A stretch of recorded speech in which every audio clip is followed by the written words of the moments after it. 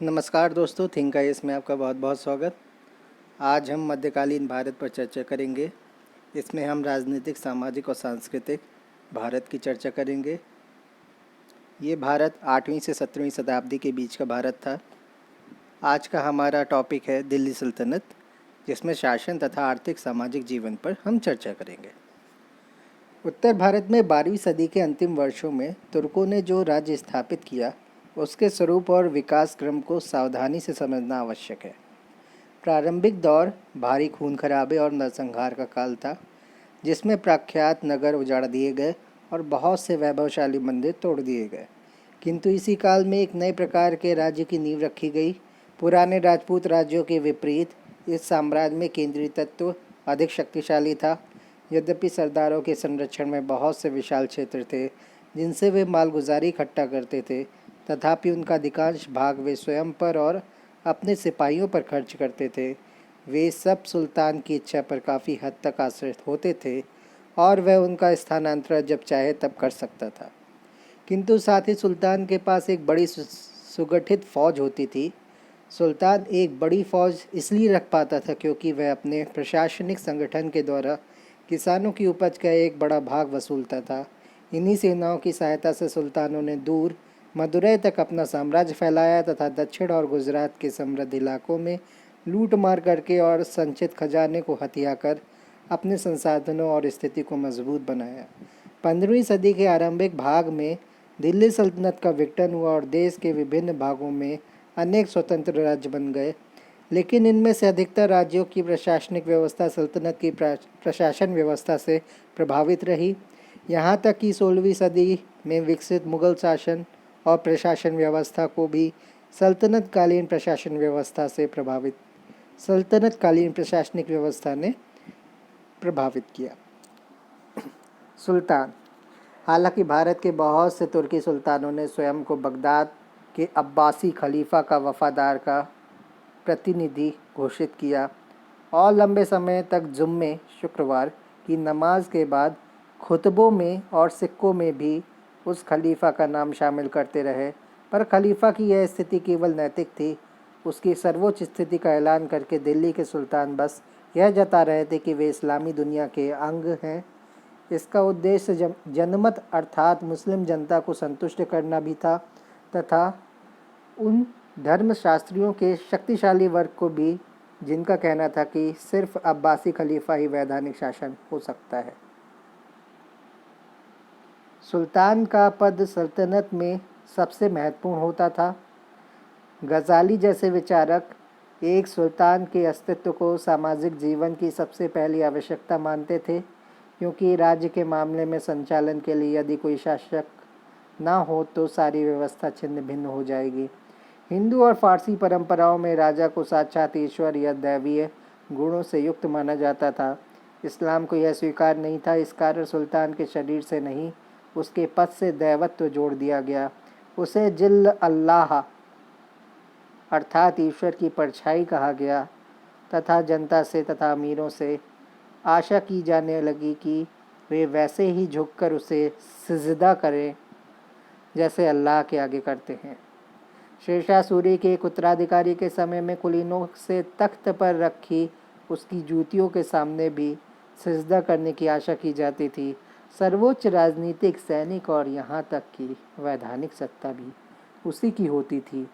वह राज्य की सुरक्षा और प्रतिरक्षा के लिए जिम्मेदार होता था। इस हैसियत से वह प्रशासन के लिए जिम्मेदार था और सैन्य बलों का प्रमुख कमांडर भी था। कानून और न्याय की सुरक्षा भी उसी की जिम्मेदारी थी।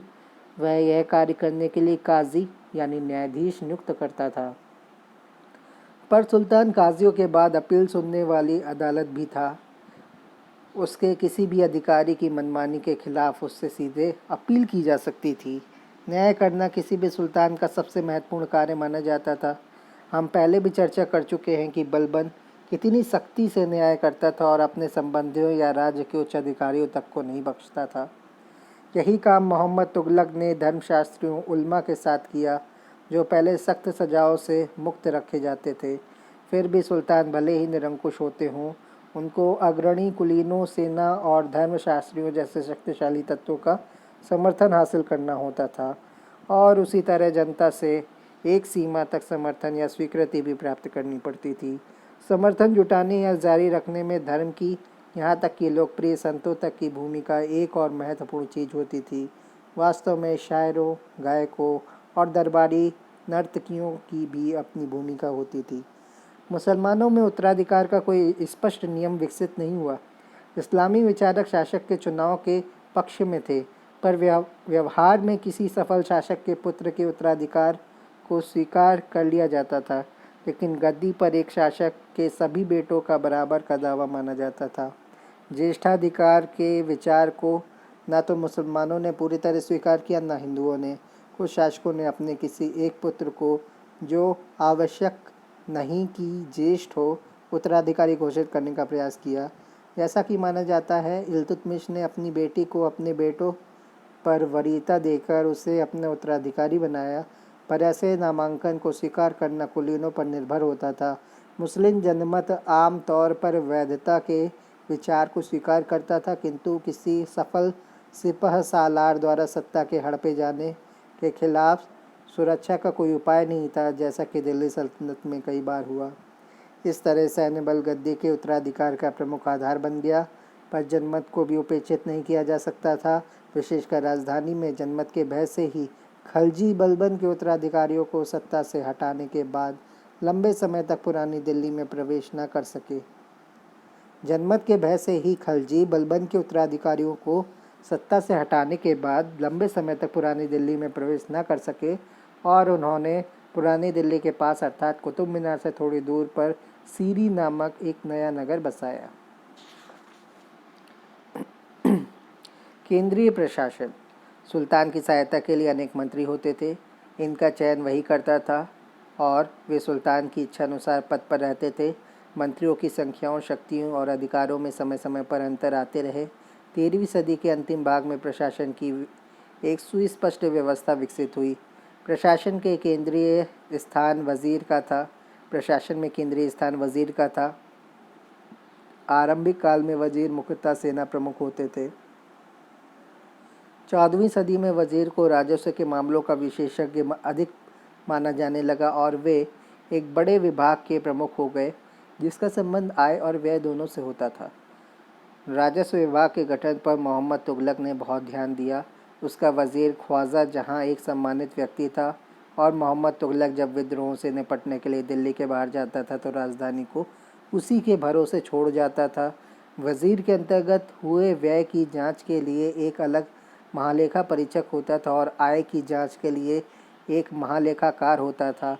हालांकि विभिन्न हाकिमों के झगड़े इस विभाग के सुचारू कार्यकलाप को प्रभावित करते थे, पर मोहम्मद तुगलक के काल में राजस्व विभाग मौर्य साम्राज्य के विघटन के बाद भारत में कायम होने वाले सबसे बड़े साम्राज्य के मामलों की देखरेख करने में समर्थ रहा।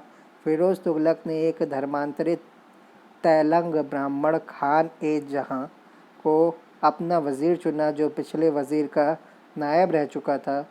राजस्व विभाग में उसे पूरा अधिकार प्राप्त था। वजीर रूप में उसका 18 वर्ष का लंबा कार्यकाल सामान्यतः वजीर के प्रभाव का चरमोत्कर्ष माना जाता है। खान ए जहां के बाद उसका बेटा खान ए जहां द्वितीय वजीर बना। फिरोज की मृत्यु के बाद उसने किंग मेकर बनने का प्रयास किया, पर इस प्रयास की असफलता से वजीर के पद को गहरा धक्का लगा। वजीर का प्रभाव मुगल साम्राज्य में ही जाकर बहाल हुआ। वजीर के बाद राज्य का सबसे महत्वपूर्ण विभाग दीवान-ए-अर्ज अर्थात सैन्य विभाग था। इस विभाग का मुख्य अरीज ए मुमालिक कहलाता था। अरीज सेना का सिपह सलार नहीं होता था। अरीज जो था वो सेना का सिपह सलार नहीं होता था, क्योंकि सैन्य बलों की कमान स्वयं सुल्तान संभालता था। उन दिनों सैन्य बलों की कमान किसी और को सौंपकर कोई शासक तख्त पर बना ही नहीं रह सकता था। अरीज के विभाग का मुख्य दायित्व था सेना की भर्ती करना, उसे साज सामान से लैस करना और सिपाहियों को वेतन बांटना। सल्जूकों के अंतर्गत अरीज का पद महत्वपूर्ण होता था, पर भारत में एक अलग विभाग के रूप में इसका जिक्र पहली बार बलबन के काल में ही होता है। भारत में अलाउद्दीन खलजी ने उसके कार्यकलाप पर बहुत ध्यान दिया। अलाउद्दीन ने सैन्य बलों की एक नियमित सूची रखने पर जोर दिया। उसने घोड़ों को दागने की व्यवस्था का भी आरंभ किया ताकि सैनिक जांच के लिए घटिया घोड़े न ला सकें। हर सैनिक का एक विवरण रखा जाता था। सेना देश के विभिन्न भागों में तैनात की जाती थी और एक बड़ा दस्ता राजधानी में शासक के पास रहता था। शिकार की मुहिमों के बहाने लंबी लंबी दूरियां तय करके बलबन सेना को चुस्त दुरुस्त बनाए रखता था। दिल्ली के सभी सुल्तानों में सबसे बड़ी स्थायी सेना अलाउद्दीन खलजी के पास थी। बर्नी ने उसकी सेना की संख्या 3 लाख बतलाई है, जो अतिशयोक्तिपूर्ण लगती है। सैनिकों का पूरा वेतन नकद देने वाला पहला सुल्तान भी अलाउद्दीन ही था। पहले तुर्क सैनिकों को वेतन के बदले दोआब में अनेक गांव दे दिए जाते थे। ये सैनिक इन आवंटनों को पुश्तैनी समझने लगे और इनमें से बहुत से तो जब इतने बूढ़े और कमज़ोर हो जाते थे कि काम नहीं कर सकते थे, तब भी अपने पद छोड़ने को तैयार नहीं होते थे। बलबन ने इन आवंटनों को वापस लेने का प्रयास किया, पर इन सिपाहियों की पैदा की हुई उथल पुथल के बाद और दिल्ली के कोतवाल की सलाह पर, जो उसका पुराना मित्र था, उसने अपने आदेश को संशोधित किया। लेकिन अलाउद्दीन ने तो कलम के एक झटके से इन आवंटनों को रद्द कर दिया। अलाउद्दीन जब दक्कन की विजय में लगा हुआ था, तब भी मंगोलों के हमलों को नाकाम कर दिया गया। इसका प्रमुख कारण उसकी सेना की दक्षता थी। सुल्तान बड़ी संख्या में हाथी भी रखते थे, जिन्हें युद्ध के लिए प्रशिक्षित किया जाता था। सेना के कूच के समय सड़कें साफ करने और बाधाएं हटाने के लिए खंदकें और खदान खोदने वालों का एक दस्ता भी उससे जुड़ा होता था। घुड़सवार सेना में, जिससे सम्मानपूर्ण माना जाता था, तुर्कों और अफगानों की प्रधानता थी। गजनवियों के दौर में हिंदुओं को सवार और पैदल सेना दोनों में भर्ती किया जाता था। बाद के काल में भी उनको भर्ती किया जाता रहा, पर अधिकतर पैदल सेना में। राज्य के 2 अन्य महत्वपूर्ण विभाग दीवान ए रिसालत और दीवान ए इंशा थे। दीवान ए रिसालत और दीवान ए इंशा थे। पहले का संबंध धार्मिक विषयों, धर्मार्थ संस्थाओं तथा सुपात्र विद्वानों और धर्मपरायण व्यक्तियों के गुजारे भत्ते से था। उसका अध्यक्ष एक मुख्य सद्र होता था, जो सामान्यतः कोई प्रमुख काजी होता था। वह आमतौर पर मुख्य काजी भी होता था। मुख्य काजी न्याय विभाग का प्रमुख होता था। साम्राज्य के विभिन्न भागों में काजी तैनात किए जाते थे, विशेषकर उन स्थानों पर जहां अच्छी खासी मुस्लिम आबादी होती थी। काजी लोग मुस्लिम विधान शरीयत के आधार पर दीवानी कानून लागू करते थे। हिंदुओं पर उनके अपने धार्मिक विधान लागू किए जाते थे। इन्हें गाँवों में पंचायतों द्वारा तथा नगरों में विभिन्न जातियों के मुखियों द्वारा लागू किया जाता था। फौजदारी कानून शासकों द्वारा बनाए गए नियम कायदों पर आधारित होता था। दीवान इंशा का संबंध राजकीय पत्राचार से था। सुल्तान और दूसरे देश के शासकों के बीच तथा सुल्तान और उसके मातहत हाकिमों के बीच चलने वाले सभी औपचारिक और गोपनीय पत्र व्यवहार यही विभाग संभालता था। इनके अलावा अनेक दूसरे विभाग भी थे। सुल्तान सल्तनत के विभिन्न भागों में वहाँ की घटनाओं की खबर रखने के लिए जासूस तैनात करते थे, जिनको बरीद कहते थे। मुख्य बरीद किसी ऐसे कुलीन को ही बनाया जाता था जो सुल्तान का पूरा विश्वास प्राप्त हो। शाही घराने की व्यवस्था राज्य का एक और महत्वपूर्ण विभाग करता था। वह सुल्तान के निजी ऐशो आराम का तथा शाही घराने की स्त्रियों, जिनकी संख्या बहुत बड़ी होती थी, की ज़रूरतों का ध्यान रखता था। वह कारखानों की एक बड़ी संख्या की देखभाल भी करता था, जिनमें सुल्तान और शाही घरानों की आवश्यकता की वस्तुओं को रखा जाता था। कभी कभी ये वस्तुएं राज्य की निगरानी में बनवाई जाती थी। फिरोज तुगलक ने गुलामों का एक अलग विभाग ही बनाया था। उनमें से अनेक को इन शाही कारखानों में काम दिया जाता था। इन सभी कार्यकलापों के प्रभारी अधिकारी को वकील ए दर कहा जाता था।